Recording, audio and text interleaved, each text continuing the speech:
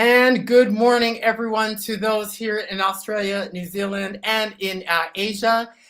Good afternoon to those in Canada, the US, wherever you are in the world. Welcome. My name is Michael Haynes, Business Growth Specialist for Small and Medium Businesses, and welcome to another edition of the live stream Breaking Through in B2B, which is a live stream dedicated for small and medium businesses, how they can thrive and succeed in the world of B2B. So with me today, I'm bringing back a guest for the second time, to join us. It's my great pleasure to welcome Stu Heinecke. Stu, thank you so much for coming back on to Breaking Through in B2B. It's really great to have you back on the show. Hey, I'm so glad to be with you, Ken. It's amazing that we get to do this. I'm in Seattle. You're in. Where are you, in Melbourne? No, I'm in Sydney. So I'm Sydney. in Sydney. Okay. Yeah, Sydney, but Australia. Down under in Australia. Yes, that's here I amazing. am. And yeah, you're kind of in the past because it's Thursday afternoon for you. It's Friday morning for you here. For us here down under. It's very early. I know there's a few people dialing in from Singapore and Indonesia. It's even earlier for them. But Wow. Really great to have you back. And viewers, for the benefits for those who have not seen the previous live stream that we did last year, Stu and I, where we talked about his book. Stu Heinecke. Stu, how can I describe? He is a growth strategist. He's the founder of contact marketing, not content marketing, folks. Contact marketing, which is an effective approach that all of us operating B2B should be using. And he wrote a fantastic book, How to Get a Meeting with Anyone. Definitely a must read. There's a live stream video. I'll put some links into that we did last year. Check that out on my YouTube, on Listen, Innovate, Grow YouTube channel. But Stu is growth strategist, founder of Contact Marketing. He is the creator of the Weed Strategy, which is what we're going to be talking about today, and talking about his new book, How to Grow Your Business Like a Weed. Stu, again, fantastic. Your book is phenomenal. I have gone through it cover to cover, made tons of notes. What I love about this book, it is so applicable for this audience of small and medium businesses operating in B2B. Listen, Innovate, Grow, which is the name of my business, the name of the framework that I have small and medium businesses, how they need to be operating. There's such a fantastic synergy because with Listen, Innovate, Grow, just really quickly for some viewers that may not be as familiar, it is the underlying framework about being buyer-driven on how do you succeed in B2B markets. So really quickly, it's about listening, having that depth of understanding on three levels: you, the business owner, and your company, understanding your industry and your markets, as well as understanding your customers and the B2B buyer. That listening component is so relevant, and that comes through in your book, in the Weed Strategy. Innovation, in terms of innovate, in terms of how do we business innovate, those new introductions and improvements that we be looking across the business to drive growth. So looking across product, services, organizational innovation, process innovation, marketing innovation. And Stu, it's really in that innovate where I see the Weed Strategy as an enabler of bringing some of those innovative strategies to life.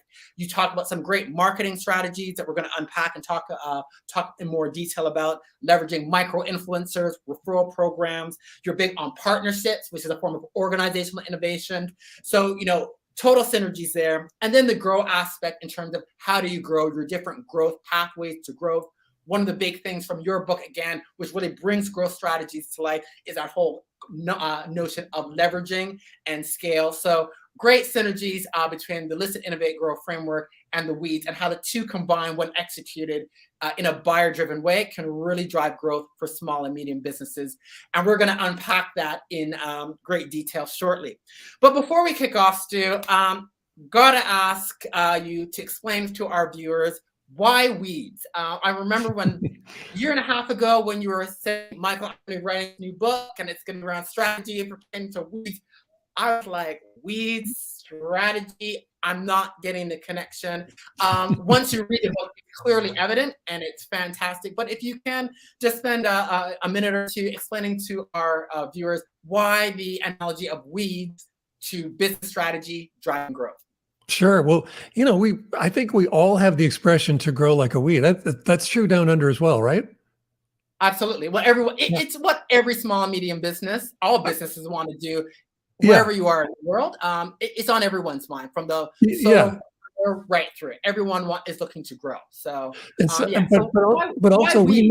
we know, yeah, like a weed. We know the expression to grow like a weed. And so I got really curious about it one day when I was driving down the freeway in Los Angeles, and there's just, it's 12 lane, it's a 12-lane freeway with a 40-foot wide median in the middle. And as I'm driving along, all of a sudden I've noticed something that, I've seen a million times. We've all seen a million times. But suddenly I'm driving along and I see this dandelion growing out of a crack in the concrete median. And I'm just saying, what? How is it doing this? What's going on there?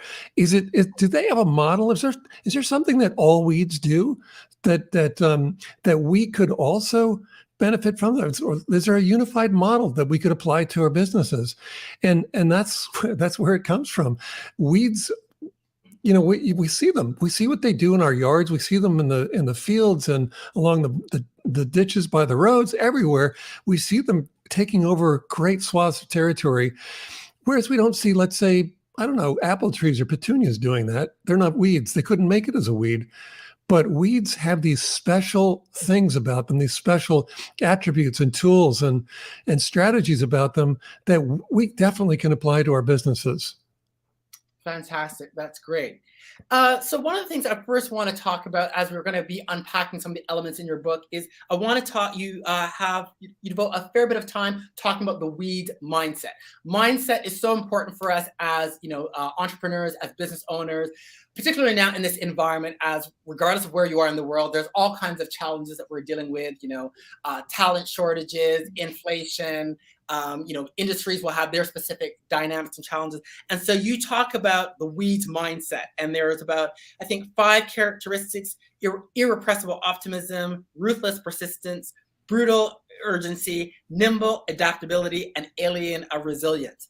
I'd like you to kind of go through and unpack some of those and what that means for us as business owners, because mindset is integral to doing everything, and we can't execute on strategies if we don't have the mindset to work through some of the hurdles that we are undoubtedly facing. So starting off with irrepressible optimism, can you unpack that a bit for our viewers? Well, sure. And by the way, by weed mindset, I'm not talking about, a bunch of guys sitting around smoking beers, right? You for that.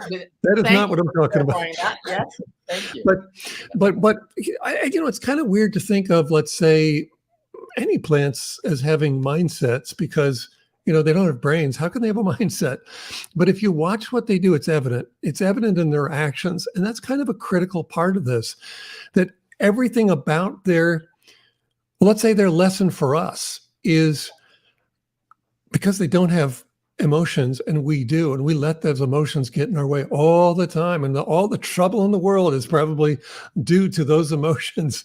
And they don't have them. They just act. And I think if they could give us advice, just concise advice about mindset anyway, they'd be saying, look, you always let your well, first of all, we don't have emotions, so they don't bother. There's no effect on us from emotions. But from what we can see, your emotions really get in the way of everything.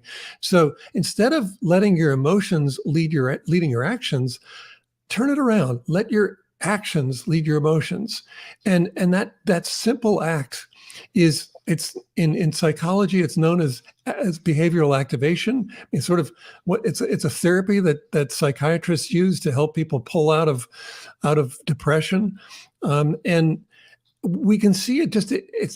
We're really describing discipline as well. But when you do something like, let's say, working out in the morning, if you let your actions lead your emotions, you just go do it. If you let your emotions lead your actions, you're saying, I don't really feel like it today. I don't know. I've got so many other things. I did it today myself, but we don't. I don't feel like doing it, and because of that, you don't do it, and you fall further and further down. But if you just get up and do it, and then you'll find that emotions. I should say that that optimism just is sort of spreads throughout your body. It's like That was great. This feels so good. And when we're optimistic, here's the difference. If you're optimistic versus pessimistic or depressed, when we're optimistic, we attack the things that we have to do. I mean, we can't wait to get going into them and do them and do a great job on them and finish the task. And so that's the kind of really, it's the kind of fierce mindset that we all need if we're going to succeed in business, if we're going to compete with others in business, which is what we're always doing. Excellent. Awesome. The second characteristic that you talk about in terms of mindset is, ruthless persistence. Can you talk to us a bit about that? Well, again, I just want to point to the weeds in your yard. If you've tried to pull them out, if you've tried to cut them down, anything like that, well, gosh, they don't go away, do they? I mean, they've just got all these ways of sticking around. If you pull them up, well, all of a sudden they start growing out from the roots you didn't get. So they just never give up, and it's a great lesson, for a great reminder. We know about persistence, but it's a great reminder to us. If you want to see what just undying persistence looks like, watch what the weeds do, because they just don't stop. Absolutely, and that's so important, that resistance, and now more than ever, because again, there are so many additional barriers and just challenges that us as small medium business owners, leaders, that we're facing and trying to move forward with as we try to take our businesses forward. That optimism, that persistence is actually, it's just absolutely integral. Leading into that third mindset component you talked about, which is brutal urgency. Well, I mean, there again, I would say all of these, all five, I think there are 6 of them actually, but all 6 of those elements of the weed mindset, they're all around getting the job done, letting our actions lead our emotions. And with urgency, actually urgency is how we attach importance to things. So if something's important, you're going to get it done quicker. If it's important, if you've just discussed something with someone on Zoom or on the phone or in person, where it doesn't matter how you did it, and it's important, you'll get right on it. And so urgency actually, I think, is about attaching importance to what you want to do, what you're talking about with other people in their minds, but also attaching it in your own mind. And so the things that are most important are the ones that get done first, the ones that get done urgently. But I should explain too, though, that because we might go through all 6 of these elements, but there's a logic to this. So it's not just about being, let's say, urgent or resilient. It is about those things, but it's not just about those things separately. What it's about is leveraging this fierce mindset, because we roll back, and what it is a fierce mindset that causes us to become fiercely competitive and competent. And so so this is actually what weeds do. They leverage a fierce mindset and unfair advantages against collective scale, and they do it according to a process that is honed over millions of years. But it's an active process. It's alive. It's how they evolve, and so that's how all this ties together. So it's not just, I don't want you to say, okay, let me write this down. I got to be urgent, got to be persistent, got to be aggressive. You need a fierce mindset. Yeah. And then things come through. And the other thing that the thing that I didn't put into the book that I've come to realize later, it is in the book, but not under mindset, is weeds are natural collaborators. If you see one dandelion in your lawn, look up and you'll notice, nope, there are dozens, maybe hundreds of them out there. And that's because they don't do anything without doing it at scale, which is what we should be doing. And the way that they achieve scale is through massive collaboration. And that's a really key thing for applying weed strategy to our businesses.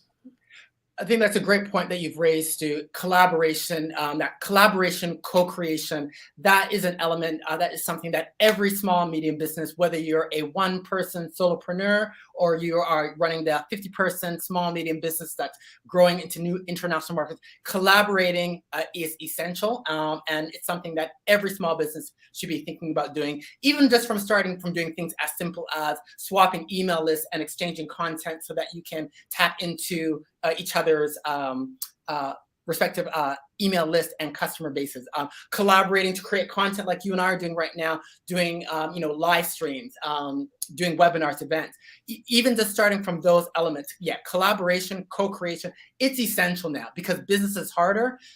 There's more people, it's harder to get cut through. So collaboration is essential, and you cannot grow, you cannot thrive and succeed without that collaboration, co-creation. And every business, from the one person up, there are opportunities to be collaborating with your customers, your suppliers. So it's so true, important. Yeah, I think and one of the things, because I've been applying weed strategy to my business and learning since I finished the book, collaborations are becoming, they're sort of like the building blocks to growth. And so I've come up with several different forms of collaborations, and I'm collaborating with you and I are going to get off when we finish this. We're going to talk about collaborations together, and there's some really cool things that we can do. And I have spread devices or spread elements that I mentioned in the book, but one sheets that explain what these things are. You can hand them around and share them, and hey, like, let's do this. Let's do this thing together. But all these different collaborations are what's actually building my business. It's changing my business in some really profound ways. Yeah, collaboration again. It's such an effective way to get growth because it allows you to, it's about leverage, it gives you access, it gives you scale. It will able to tap into those other new markets, new customer segments, new opportunities. It's a way of also delivering greater and better value to the customers, to the buyers that we're seeking, that being able to collaborate and give full value to be delivering to more broader set of needs. So these are all some of the many benefits that you can get from collaborating. Stu, I think you really summed up the whole weeds mindset quite well. It is really about, that persistence, being relentless, and just, persevering and going through. And adaptable. Yeah, absolutely. So I'd like us to turn now and let's get into the weeds model, which is a fantastic model. Let's maybe start off with talking about, the seed strategy. If you can kind of give us an overview as to, you talk about seeds as seeds being anything that gives us creates awareness and intent with those customers, with those buyers that we're seeking. If you can maybe kind of just start and then kind of unpack from there in terms of what seeds are and that premise around the overall seed strategy.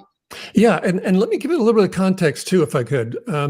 So the thing is, throughout my career, I have this crazy career arc. I'm one of the Wall Street Journal cartoonists. I mentored with a lot of the top cartoonists from Playboy and the New Yorker very, very early in my career.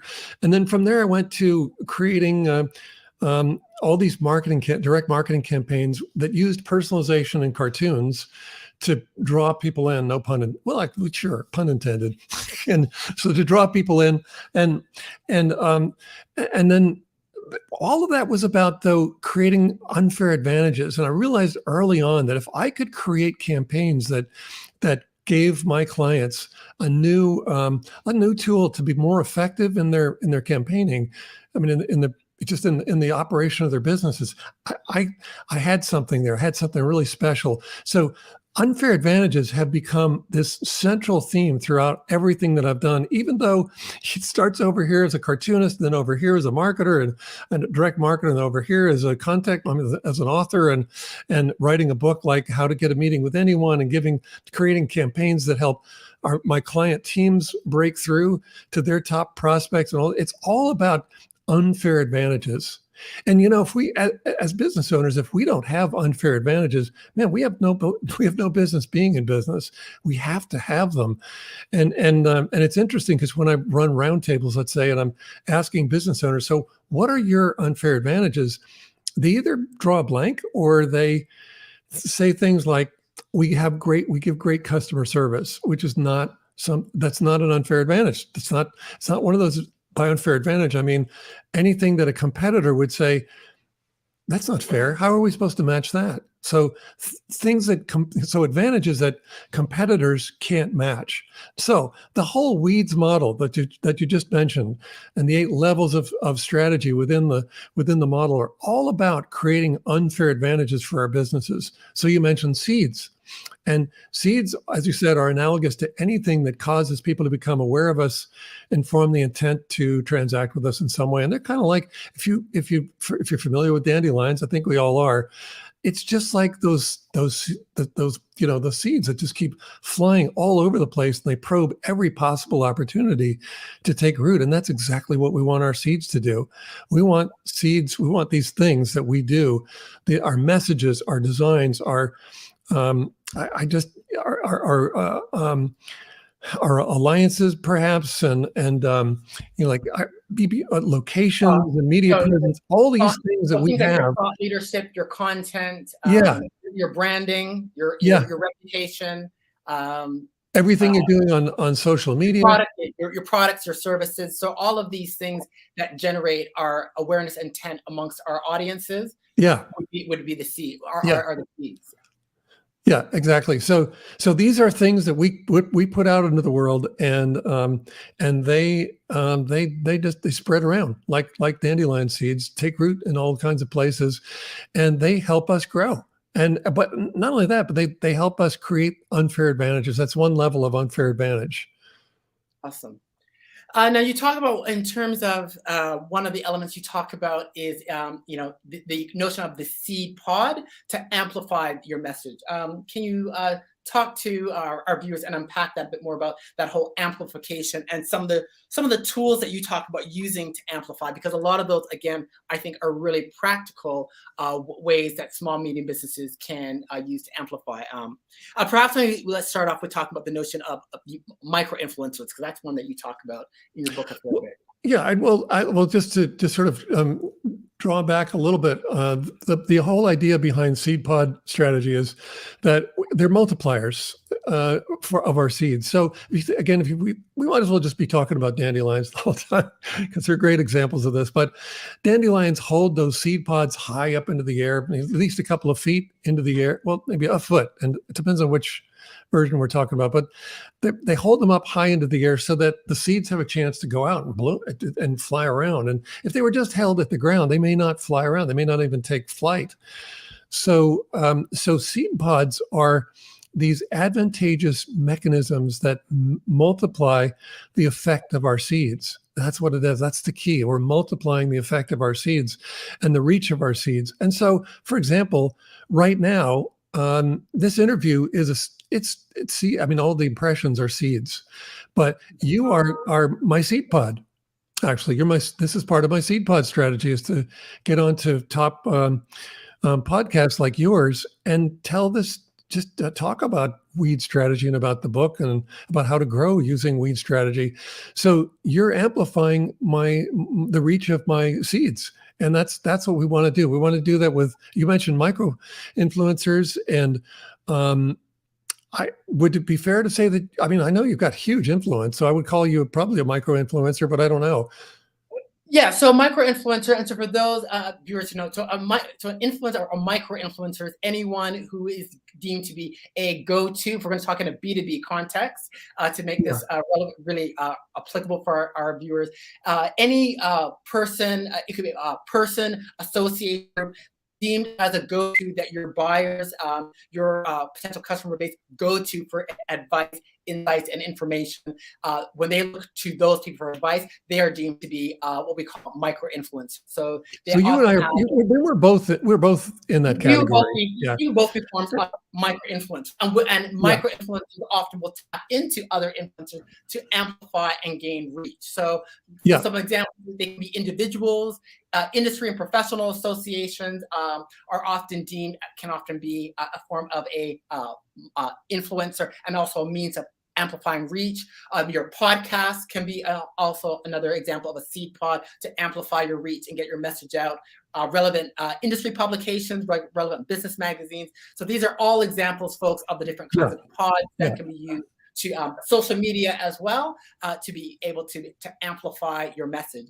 And some of them can work as well together. So you go onto a podcast and you share your message as a small, medium business owner. So that's one form of a seed pod. And then you can further amplify by having the podcast put it through their social media network, you put it through your own social media network, and you get that multiple amplification. Yeah, and I think you'll notice that that's the theme throughout the book, and really weed strategy itself is that here again, there's a lot of collaboration, and so if I was just if I was just saying, Michael, let me come on your show, I'll talk about my book, and then great, you can. And then you can use it however you want, and I'll move on to other things. It's not really a very collaborative relationship. And so when you release, well, actually, I guess this is live. But when you release the recordings, I'll make sure that I post it to my following, yeah. And right. So we collaborate a lot. And as I said before, we'll get off this when we finish this interview.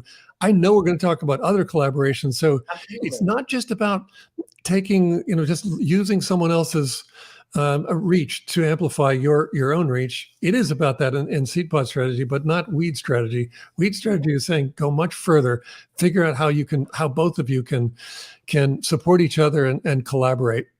And that's going to make more sense when we start talking about what some of those collaborations look like. Excellent. Fantastic. Next, one of the elements of your strategy, you talk about the Thorn strategy, which I think is very important. It's quite fundamental foundation that I think every small business owner needs to make sure they have the requisite elements buttoned down, as that's quite key to growth, and not having your Thorn strategy in place can really be to your business's detriment. Can you just talk to us quickly around that whole notion around the Thorn strategy, which really, in my mind, is really around protecting your business and the key assets and protecting those unfair advantages that you're creating? If you can just talk to us a little bit about that. Yeah, I mean, think about it. We all have these experiences with thorns, right? And I think I don't even know what kind of. I think there's a tree that has these thorns that are yay long or so, and they're like hypodermic needles.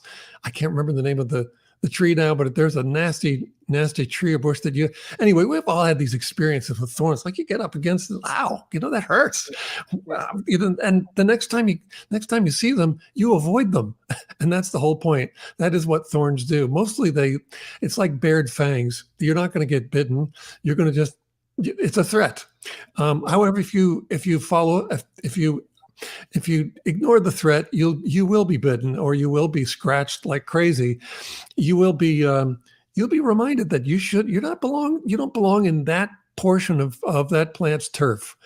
And so that's their way of protecting turf. And weeds, they expand and dominate and conquer a lot of territory, but they also defend their territory in a lot of different ways. And certainly thorns is one of them. And that's what we need to do in our businesses. So if we have IP or intellectual property, if we have anything that's considered IP, so trademarks and patents perhaps, but also just innovations and ways that we do them, or let's say our processes and so forth. Those are things that we have to protect, because we don't want to hand them off to the people who are competing with us for the same turf. We need to protect what we have built, because otherwise you put all this energy into building something, and then it just goes away without that element of strategy. And some of these, all of those end up being. Remember, we were talking about unfair advantages. That's the theme throughout this whole weeds model. And so, a competitor is probably going to say, well, that's not fair. Good. That's exactly what we want. Excellent. Yeah, so very important, folks, that we are protecting, our key assets, our IP, intellectual property. So those could be our frameworks, our innovations, our products, our services. Next one I want to talk about is about segmentation strategy. Now, segmentation strategy, for many of us who are quite familiar with strategic marketing, we have one connotation when we think about segments, as in groups of customers in the market. Your concept of segmentation strategy is quite different, because it's talking about really being prepared for disruption, which I think is so important given the volatility and uncertainty that small and medium businesses, irrespective of where they're located in the world and watching from us today, we're all dealing with, and being prepared for disruption. Can you talk to us a little bit around your notion of of our segmentation, that preparedness for disruption, and some of the things to do to really position and be well equipped to move forward in those times of disruption? Well, and I think I should give a little bit of context as well. So again, in the the weeds model, again, this is the portion where we're talking about how we create unfair advantages. We have 8 levels of strategy within that WEEDS model. It's an acronym that stands for Weed-Inspired Enterprise Expansion and Domination Strategies. So we talk, there's seed pod, Thorn, and segmentation, and the next we'll be talking about rosette and root and vine strategies and soil strategies. So there are 8 levels of these strategies to help us create unfair advantages at different levels. And so segmentation is really interesting because if you think about it, weeds, they thrive most or best in disrupted ground. Does that make sense? I mean, our yards and farmers' fields and ditches along roads, whatever we touch, we've disrupted. When we dig up the ground, that the first things that will take root there are going to be weeds. They love that disruption. And I think the fact that they love disrupted ground or they thrive in disrupted ground is really relevant to what's going on today, because I sure looks like we're all headed to a recession, and that's disruption. That's another we're just coming out of a pandemic, another disruption. So weeds have these really interesting ways of dealing with that, and one of them is just the obvious one. If you're out in your yard and you're picking the weeds, and what you'll notice is that some of these weeds, you'll pick at them, and if you don't reach down to the roots, you're not going to get the weed out. You won't get the whole weed out. What you'll get is a part of the weed. And if you look closely, you'll see that their stems are actually, they're segmented. They're segmented and they've got joints. And so when you pull on them, they're made so that they just you pull them in half instead of you getting the whole plant. And that's a defensive mechanism. It's to help the weed survive that disruption and minimize the risk and damage from that disruption. And we need to do the same thing in our businesses. So there are a couple of things that we could say about that. Well, one is we need to be prepared. We know that recessions are coming, for crying out loud. Those always come. So what are we going to do to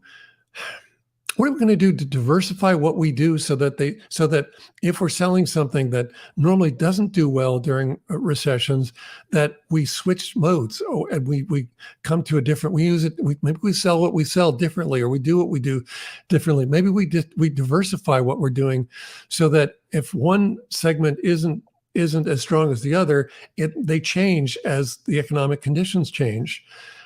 There's a great example in the book. I don't know if we have time for that, but there's a great example of a guy actually from Australia who is a franchisee, and he owns different units within different franchises. So one of them is a digital marketing franchise. So marketing is one of those things that does really well during up times, but really gets clobbered during recessions.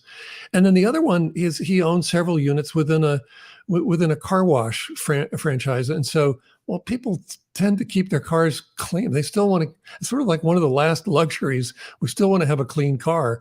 And so those tend to do better in recessions. Or let's say they stick around more heartily during recessions than marketing assignments do. And so he uses this combination beautifully, because he uses his digital marketing expertise and tools to constantly promote his own business, the car wash business. So when times are down, he just promotes the heck out of the car wash business, and when times are up, then he focuses more on not so much promoting the car washes as promoting his clients, but just getting a lot of client work. And so by doing that, he's leveled it out. It's really, really smart way to do it.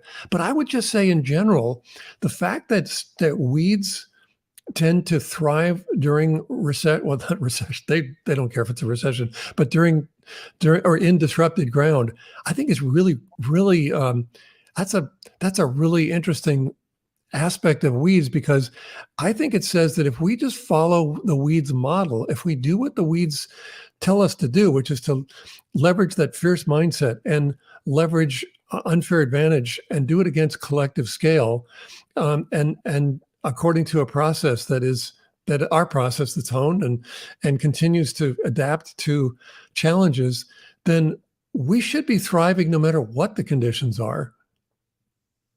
Great point that you've raised, and a couple of things. I really like the segmentation strategy, which is your twist on segmentation strategy, because I do think it's important that you do need to be diversifying and looking for other opportunities.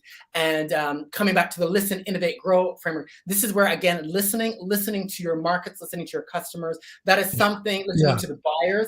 That is something you want to be doing on an ongoing basis. Because it's by doing that, listening to the market, listening to your customers and buyers, that is where you can identify what are those opportunities that you should be looking at in complementary markets, other opportunities within the current industries you're serving, your current clients that you're serving. It allows for that diversification. So that diversification, I think, is critical and important. And listening is really the catalyst. Doing that listening on that industry market and buyer levels is so critical to identify those opportunities to be able to diversify and really be able to be prepared and to be thriving in those times of disruption that you're talking about. So great strategy. Yeah, I think it's just so critical, and what a great point, because listening is what got a lot of companies through the pandemic. I mean, I think restaurants, the restaurants that, or the restaurateurs that were listening to their clients and understanding how their clients, I mean, they still need to eat, but their clients' needs changed. And if they were listening, and if they were still tied to their clients, let's say through an email list, but if they were prepared, then some of them thrived during that time because they changed to a different, they also pivoted to a different model. Takeout, instead of come and sit in a restaurant. I mean, sit in the restaurant, sit in a crowded dining room, which wasn't appropriate during the pandemic. So yeah, I think that's a great point. Yeah, it's so critical that listening to your buyers, understanding your buyers' needs, their buyers' changing priorities, and how can you go about adapting to that. And you talk about in the book about understanding your customers, your buyers, emergency plans. What are their changes, what are their needs, and then how can you be fitting? And that's where the innovations can come in. How can you modify your products, your services, the content, the thought leadership they're providing to meet those needs. And you also raised another point about that whole nurturing, maintaining, really engaging folks with your buyers, and really helping to deliver. It's not all about selling, but how can you be supporting them, engaging them, helping them with what they're trying to do. That is very critical and important in maintaining the relationships, and also being able to be relevant for to knowing when to diversify, how to diversify, and to continue being relevant to your customers. So that whole listening, nurturing, engaging with your buyers, and really understanding algorithm is so critical and so important to having an effective segmentation strategy that makes you relevant in times of disruption, and being able to add value to both yourselves and your own your clients' businesses.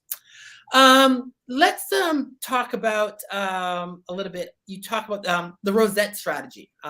Love to talk about that, which talks about doing some of those things about creating that unfair advantage, which is a key theme of how you're going to have that growth, scale, and success. About being different, creating those advantages. Can you talk to a little bit about the rosette strategy and some of those practical ways small medium businesses can unlock some of that unfair advantage?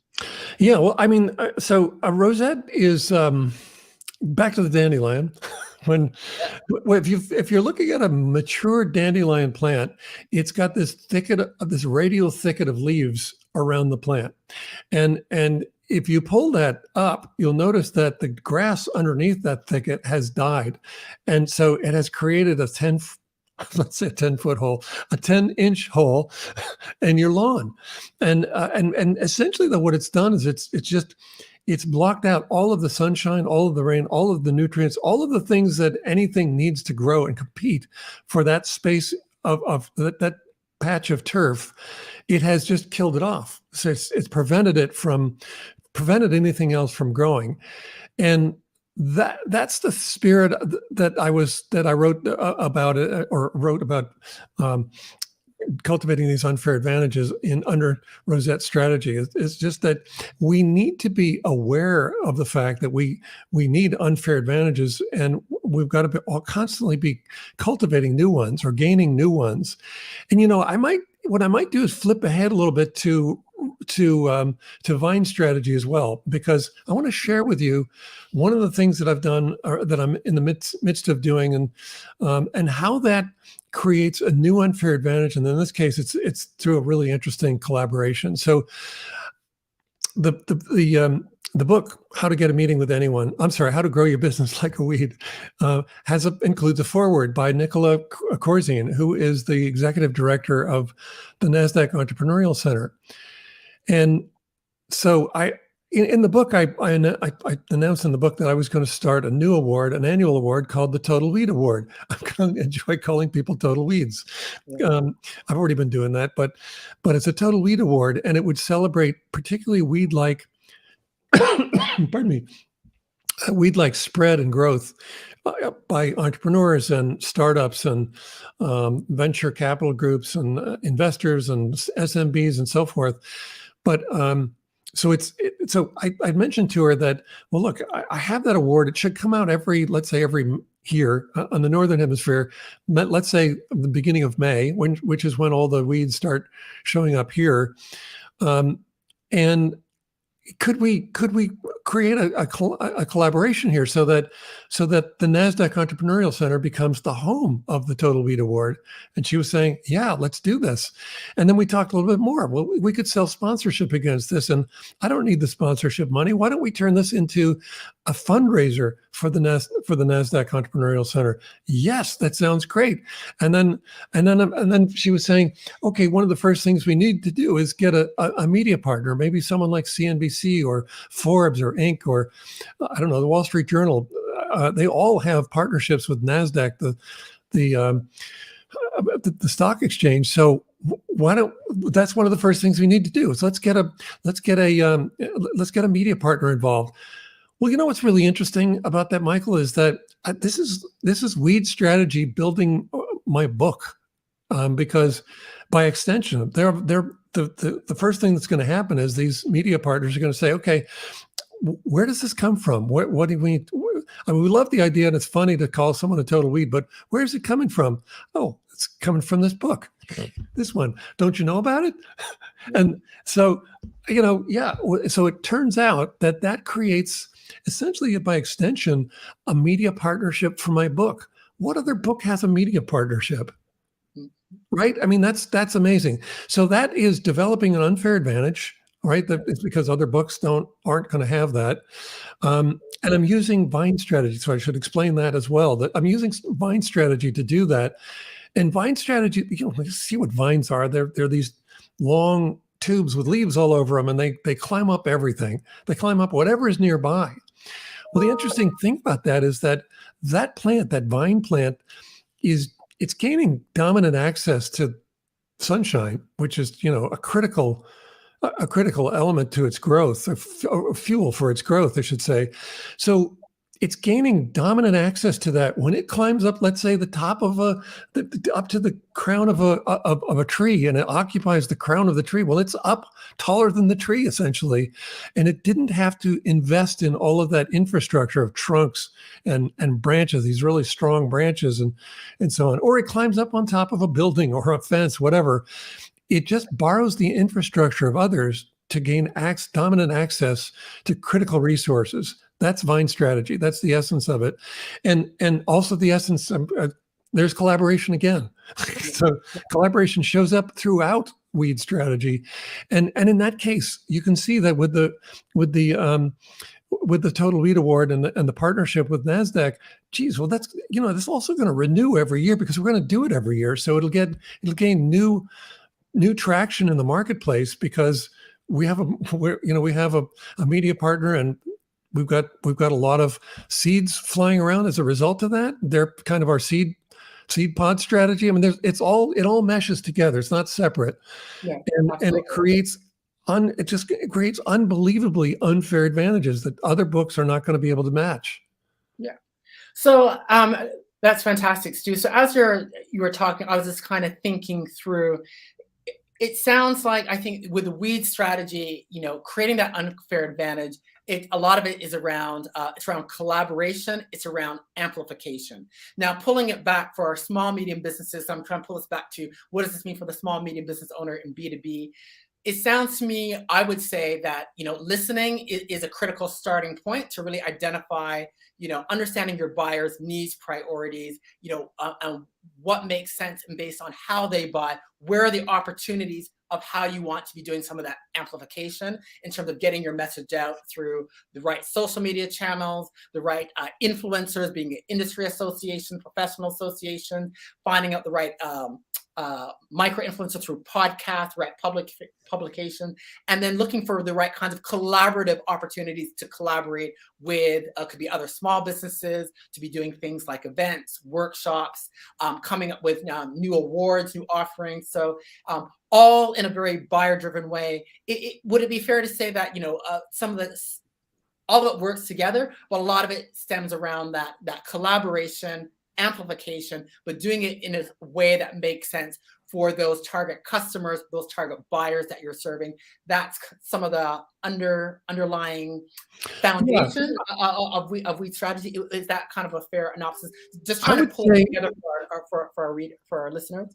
Yeah, I would say that it's probably even simpler than that. It's unfair advantages meshing with collaborations, and and they just overlap because, the you can see seeds emanating from. It's a vine strategy with the Total Weed Award example. It's a vine strategy first. I'm teaming up with NASDAQ Entrepreneurial Center. I'm reaching their audience there, but they're getting something from me as well. They're getting a new fundraiser, and it should be a very compelling. We're going to have a blast with this. So it's going to be some really cool content, and it'll be a blast to call all these great entrepreneurs and startups Total Weeds, and they're going to be like, "Oh my God, fantastic! I'm a Total Weed." And so we're going to have a blast doing that. So we both get a lot of we can both get a lot of benefit from it. But if you start to then break it down into components, there are going to be a lot of seeds that fly from all this, both for NASDAQ and for me, for my book,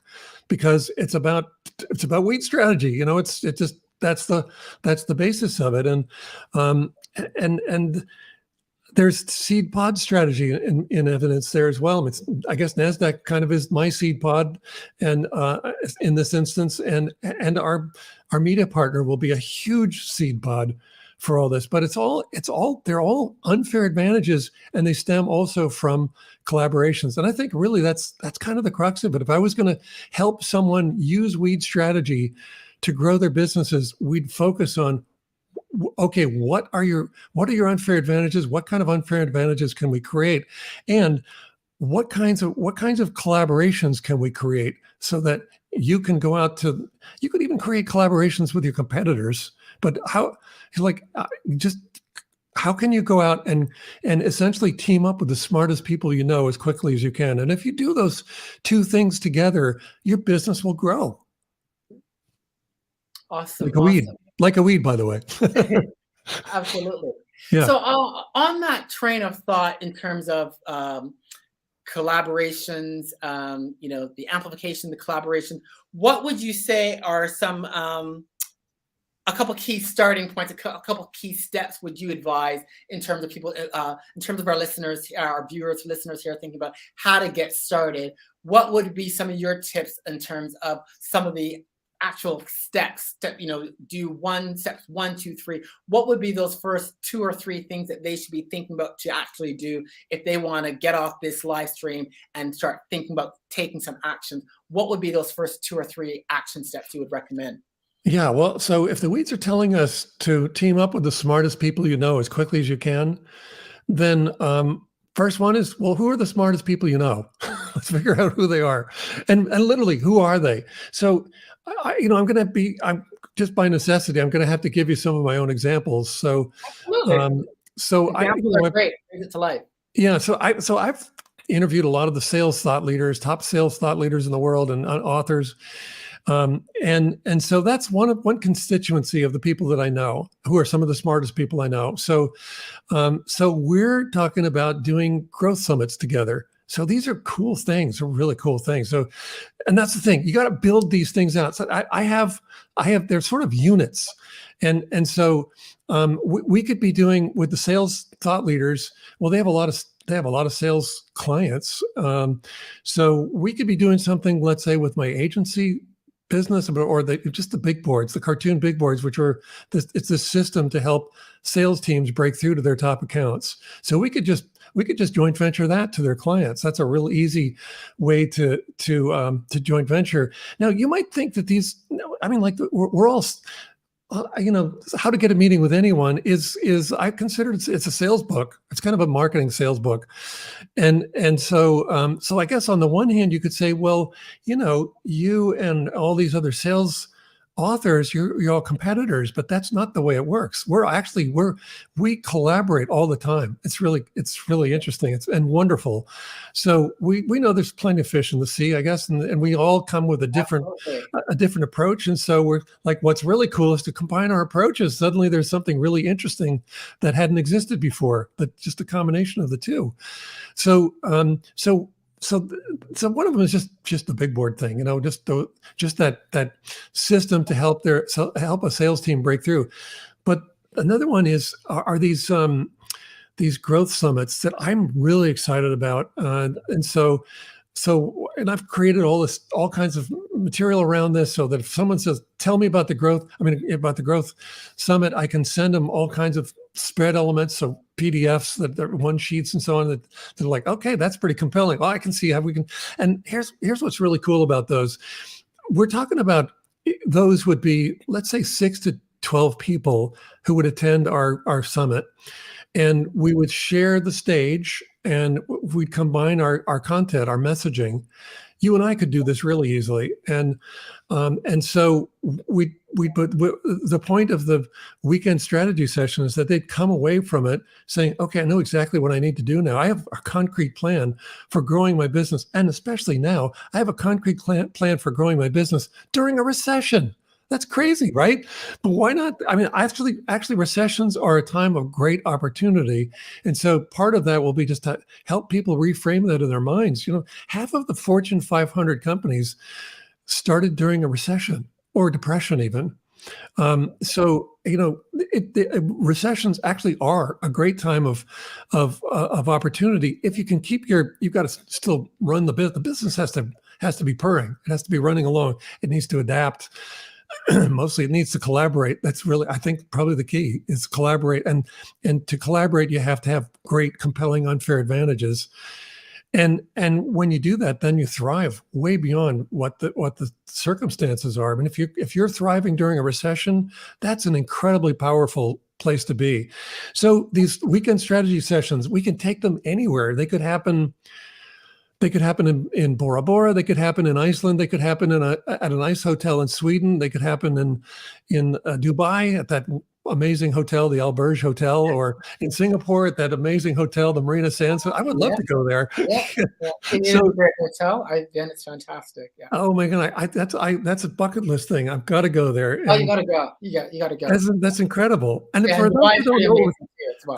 anybody who doesn't know what we're talking about, it's these 3 towers. It's an architectural gem. It's one of the 7 or 8 wonders of the world, I think. It's an architectural gem. So it's 3 towers, and then what looks like a UFO that's landed across the top of them. It's actually a beach club and a rooftop bar. It's pretty awesome. It's unbelievable. And it's about 30 floors up, and it looks over. No, it's actually a lot higher than that.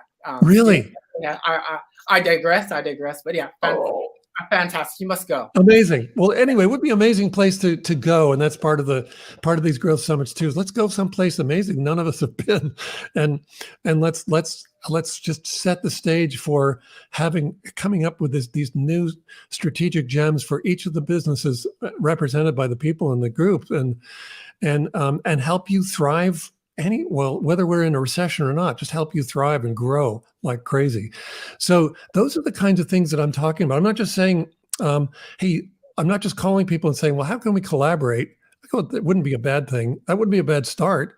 So maybe that might be step two. So one is who do you know, and step two is start talking to them, and asking them, like, what makes sense? What would be the most powerful forms of our collaboration together? Because if you think about it, we let's say maybe we serve the same customers or client base, but we serve different things. So why not share in revenue for each of us? If I introduce you to my clients and you introduce me to your clients, but we agree that those client relationships are sacred, nothing happens outside of our collaboration, then you have the basis of growing your business and spreading it. Does that make sense? Yeah, I think that totally makes sense. Looking for those opportunities of where you and how you can collaborate. I'm going to say there's probably that initial first step prior to that is a bit of that listening and thinking and listening with respect to making sure you're clear on who your target buyers are, who you're going after, who do you seek to serve, making sure you've got clarification with that in your mind, then going and doing the step that you've talked about, saying, who are those smart people? Who do you know? How might we collaborate based on knowing who are our buyers? What are their priorities? So I would just add that kind of precursor step, and then undertaking the steps that you've identified. Because yes, I think that collaboration is really a key cornerstone to unfair advantage, to growth. And it's a necessity, I think, by virtue of the markets that we're dealing with and being so crowded and competitive. Collaboration is really competitive, but it all starts with doing that listening, that thinking for us in B2B in that buyer-driven manner. Yeah, well, I think your success is going to be measured by the collaborations that you have. Yeah, I think that's it. It's definitely now more than ever. I do that saying your network is your net worth is becoming more important now more than ever. So collaborating, and folks, everyone, again, whether you're a one-person band or you're running a 100-person SMB, there are lots of opportunities to collaborate, and even just starting small, starting with swapping email lists and exchanging content as a very small mini step. If you want to know how to take that minor step, that's just step one. But as Stu has discussed, there are ample opportunities for growth and expansion through collaboration and what it can provide.